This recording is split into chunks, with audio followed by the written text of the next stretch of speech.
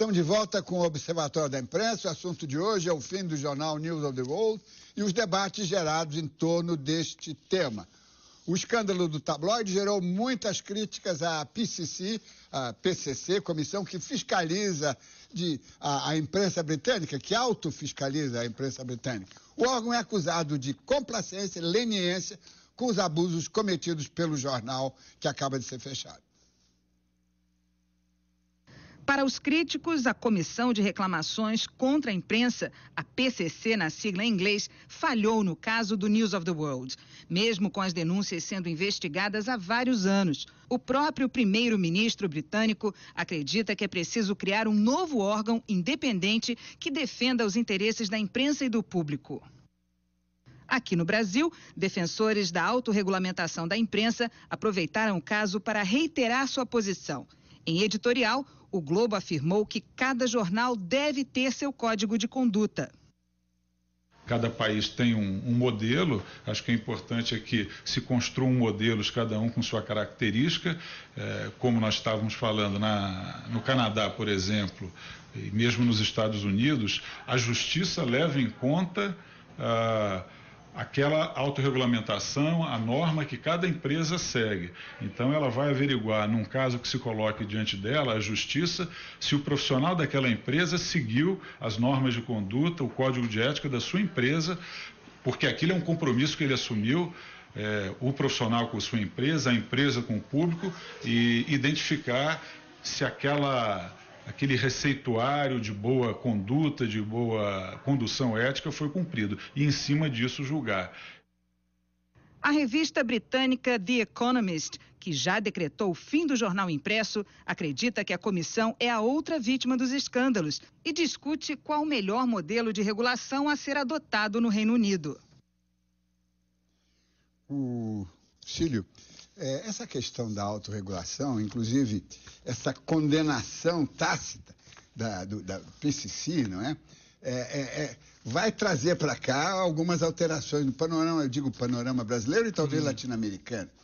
Porque se aquele sistema de uma comissão, da instituição, não funcionou, esses códigos de ética de cada jornal também é uma coisa que vai ficar trancada entre quatro paredes e não vai acontecer nada. Inclusive essa observação de que a revista Economist voltou atrás, há poucos meses eu entrevistei o editor da Economist e ele endossava a Press Complaints Commission como um mal menor, já que tem que haver algum controle, ela exerce o seu papel. E, de fato, para casos menores, menos graves, ela exerce um papel. O código de ética é comum, não é de cada veículo, diferente do que nós estávamos discutindo ali. Existe um código de ética geral, endossado pela Press Complaints Commission, faz parte do contrato dos jornalistas, que, ao violar o código, violam um código comum a todos eles. E a Press Complaints Commission, que não pode multar ninguém, apenas obriga os veículos a publicar uma retratação. Isso é diferente, por exemplo, do modelo americano, que a Constituição americana, na primeira emenda da Constituição, proíbe qualquer controle desse tipo. E essa autorregulamentação da imprensa britânica é um modelo porque no mundo inteiro a imprensa eletrônica é controlada, é regulada por um órgão, uma agência pública. Só a imprensa escrita que não. Então os britânicos têm esse modelo, que é uma coisa intermediária, feito o CONAR faz aqui com a publicidade, né? Mas, nesse caso aí que foi pesado, ela se mostrou insuficiente. Ela não mostrou garra, ela não mostrou dente para morder realmente e poder fazer alguma coisa. E aí vai ter que ser substituída. Sobretudo, Cílio e Rogério, é que esse não é apenas um caso de agressão à ética, mas tem aí atrás todo um processo ideológico, não é? O Murdoch representa um pensamento, eu não digo conservador, ele vai mais além, ele é da extrema-direita, ele apoia nos Estados Unidos o Tea Party, ele apoia todos aquela histeria que está tomando conta dos Estados Unidos, querendo botar o Barack Obama como responsável pela crise financeira, quando ele chegou, a crise tinha acabado de estourar, não é? Quer dizer, tem todo um contexto em que o PCC não quer se manifestar, se se retraiu, não é? Agora, tem o nosso telespectador de Pernambuco, o Sandro Florense, ele pergunta qual o órgão da sociedade brasileira que poderia monitorar uma imprensa assim. Eu gostaria que os nossos convidados se manifestassem, eu quero dar a minha opinião também. Cílio. Eu acho que tem que ser um órgão a ser criado, modelado numa agência, como existem as agências de regulamentação da imprensa eletrônica, e que possa monitorar da mesma forma e que tenha um apoio. É preciso ter o apoio dos órgãos participantes, porque não é uma coisa imposta, não pode ser um órgão de censura. Bolivariano, né? Não é uma coisa desse tipo. É um negócio que haja um conselho formado por pessoas representativas da sociedade como um todo e que possam orientar e ficar de olho em casos de abusos, como se fica com a imprensa, com a mídia eletrônica. Rogério Simões, o que você diria ao nosso telespectador? Bom, claramente hoje no Brasil nós não temos nenhum tipo de órgão que teria condições ou mesmo um mandato para exercer esse tipo de controle ou monitoramento, né? Se fosse esse o caminho a ser escolhido, não digo nem pelo governo ou pela imprensa, mas pela sociedade brasileira, teria, como disse o Cílio, que ser criado um novo órgão, uma nova entidade. Mas eu acho que qualquer tipo de conclusão, especialmente logo após um caso tão grave como esse que levou ao fechamento do News of the World, ela é perigosa e pode até ser precipitada, porque é bem possível que aqueles que têm, por qualquer que seja o motivo, tem a intenção ou desejo de colocar mais amarras na imprensa, no trabalho do jornalista, que se aproveitem de uma situação como essa, em que ações criminosas foram cometidas por um jornal e um grupo importante de mídia, e usar essa situação para criar amarras para os jornalistas, para os veículos de imprensa, porque, enfim, acho que todos nós aqui concordamos na importância do trabalho de uma imprensa livre, e isso tem que ser preservado, especialmente aqui na nossa sociedade como um todo. Então, eu acho que é importante essa discussão, mas a criação de um órgão ou não, isso obviamente vai de cada sociedade. Mesmo na Grã-Bretanha, quando foi criada a Press Complaints Commission, foi uma solução que se imaginou e que combinava com o tipo de tradição e o tipo de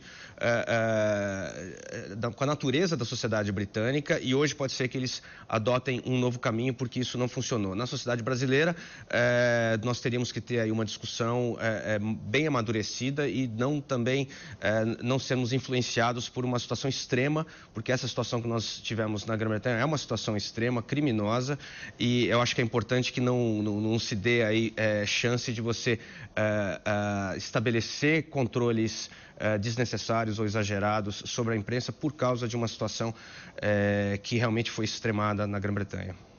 Eu queria dar minha contribuição ao nosso telespectador que fez a pergunta e aos outros que estão nos acompanhando, que é o seguinte: na Constituição brasileira tem um artigo que diz que em 82, ela foi promulgada em 88, precisa-se criar o Conselho de Comunicação Social. Está lá escrito com todas as letras, que ainda não foi regulamentado pela Constituição. Levou 14 anos para que esse conselho fosse regulamentado. O senador Sarney não deixou que isso acontecesse. Finalmente, quando ele, num intervalo em que ele não foi presidente do Senado, o senador Rames Tebet, do PMDB, conseguiu armar com alguns senadores, o saudoso Arthur da Távola, o Suplicy, conseguiram organizar, fazer um acordo para que se criasse esse Conselho de Comunicação Social, que foi empossado, funcionou um mandato de 2003 a 2005. Logo depois, o senador Sarney conseguiu, botou lá um seu representante que esvaziou e descumpriu a Constituição. Porque se está escrito que tem que ter uma comissão, um Conselho de Comunicação Social, se esse conselho foi regulamentado e existia, a sua evaporação é ilegal. É ilegal. Quer dizer, isso dá uma ideia de quão distante nós estamos. E esse conselho não tinha poderes, telespectador.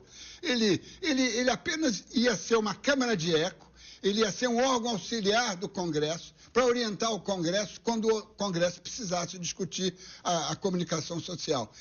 Vejam, então, a que ponto nós estamos, que um órgão auxiliar, sem nenhum poder, não consegue existir porque os interesses não deixam. Isso é extremamente grave e eu queria dar esse meu testemunho. Mas temos aqui a Clarissa Pires, de Juiz de Fora, de Minas Gerais, que faz uma pergunta que eu quero que o Cílio e o Rogério respondam. No Brasil, há mesmo o risco de nossa imprensa descer a esse ponto, da imprensa amarela, que nós chamamos de marrom? Esse potencial sempre existe, né? Não podemos subestimar a capacidade de mergulho no lixo. Imprensa de qualquer país. Eu acho que isso existe também. O que eu temo é que o culto de celebridade, a necessidade de estar dando as intrigas de bastidores, e isso é um fenômeno que cresce, estimule esse tipo de coisa. Nós temos jornais de qualidade e temos jornais de baixo nível também. O potencial de problemas é que cresça esse culto à celebridade e isso leve a uma mediocrização da imprensa e que leve a truques. O abrandamento dos padrões. Exatamente, que leve a ações criminosas como essa. Rogério, qual é a sua opinião? Bom, como eu disse no início, essa ação criminosa do News of the World aí, ao longo de anos, ela, na minha avaliação, ela está muito ligada não apenas a esse desejo de conseguir furos espetaculares envolvendo celebridades e a investigação da vida privada de celebridades, como dizia o Cílio, mas também ao fato de que a imprensa no primeiro mundo, os jornais no primeiro mundo, vem sofrendo de uma maneira muito drástica perda de receita, perda de leitores.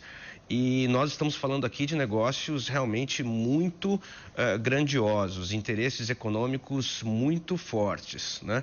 Então, isso acabou, na minha avaliação, levando ali o News of the World a uma ação extremada. Agora, esse tipo de ação do News of the World, que, como eu disse também, claramente envolvia várias pessoas dentro do jornal e dificilmente era algo que poderia ser feito sem pelo menos o conhecimento de parte do comando do News of the World. Esse tipo de coisa exige uma sofisticação muito grande. Não foi apenas uma ação de um jornalista aqui, outro jornalista ali. Isso exige ali uma decisão estratégica de um veículo, uma sofisticação realmente muito grande. Eu acredito que esse tipo de operação não aconteceria na imprensa brasileira, porque nós não temos uma tradição de exercício tão, digamos assim, com tanta fome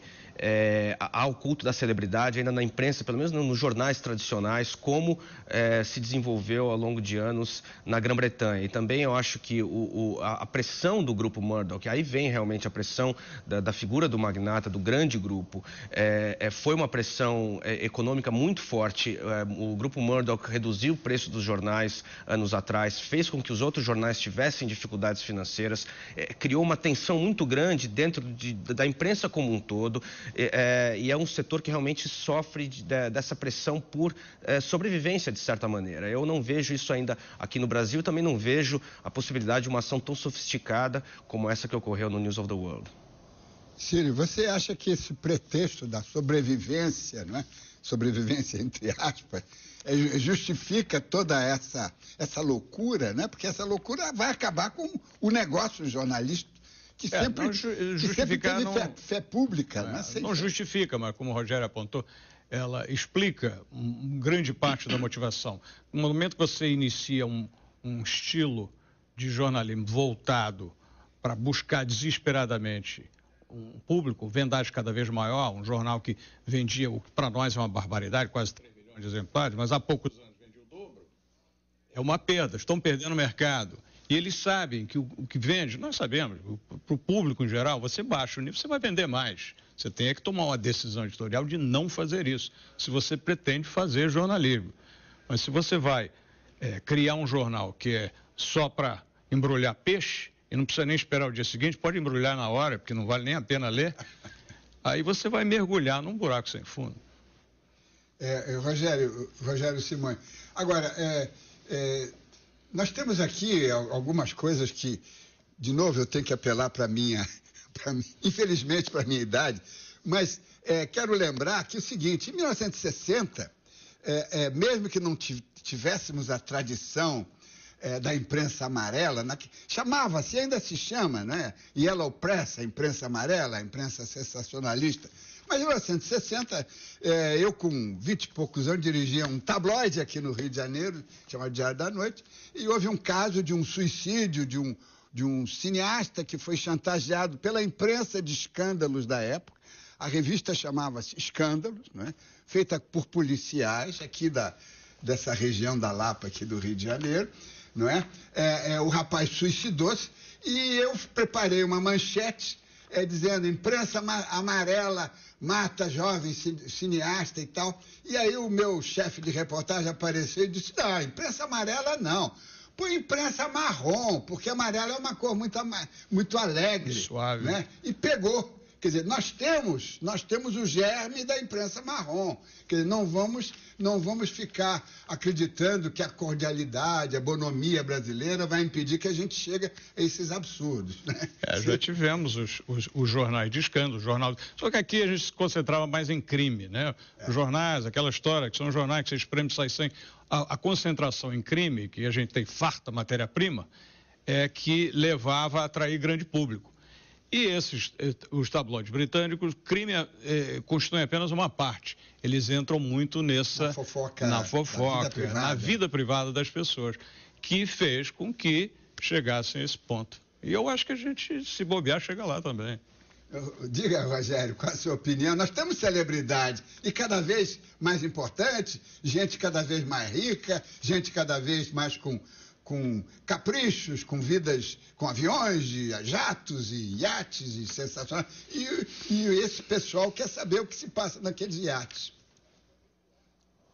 Claramente existe essa demanda, realmente não há a menor dúvida, e cada vez mais essa indústria de investigação, digamos assim, não dá para chamar muito de investigação, mas de perseguição até da vida privada de celebridades, é uma indústria que cresce. Eu queria apenas lembrar que, no caso específico da Grã-Bretanha, progressivamente nós tivemos aí um crescimento, digamos assim, de práticas que em outros lugares são no mínimo questionáveis. Por exemplo, é uma coisa estabelecida no jornalismo popular britânico, nos chamados tabloides, o pagamento por reportagens. Então, qualquer, digamos assim, amante ou ex-amante de um ator de cinema ou de um jogador de futebol, é costume que essa mulher pode negociar por 100 mil libras, 200 mil libras, com um jornal como The Sun, por exemplo, a venda dessa história, né? Então, comprar histórias de fontes ali que estiveram próximas de celebridade, alguma coisa assim, esse tipo de negócio é uma coisa estabelecida no mercado dos jornais populares, não é algo estabelecido entre os chamados jornais de qualidade, mas isso é uma coisa que se consolidou. Então, quando você vai permitindo ou vai aceitando algumas práticas, você vai chegando mais perto, obviamente, daquilo que seria o limite, né? Eu queria lembrar também rapidamente um caso que nós tivemos recentemente, envolvendo um jornal de qualidade, o Daily Telegraph, em Londres, em que, enfim, eles gravaram uma informação com o ministro de uma maneira questionável e acabaram sendo questionados pela comissão de imprensa. Então, há práticas realmente questionáveis na imprensa como um todo na Grã-Bretanha. Chegamos ao final do programa. Quero agradecer a presença dos jornalistas Rogério Simões e Cílio Bocaneira. Na semana que vem vamos debater o envolvimento entre a mídia e a indústria da saúde no Brasil. Uma relação nem sempre muito saudável. Você já pode mandar a sua pergunta pela internet. As instruções estão em nosso site www.tvbrasil.org.br/Observatório da Imprensa. E lembre-se, acompanhando o Observatório da Imprensa pela internet, pela TV ou pelo rádio, você nunca mais vai ler jornal do mesmo jeito. Boa noite.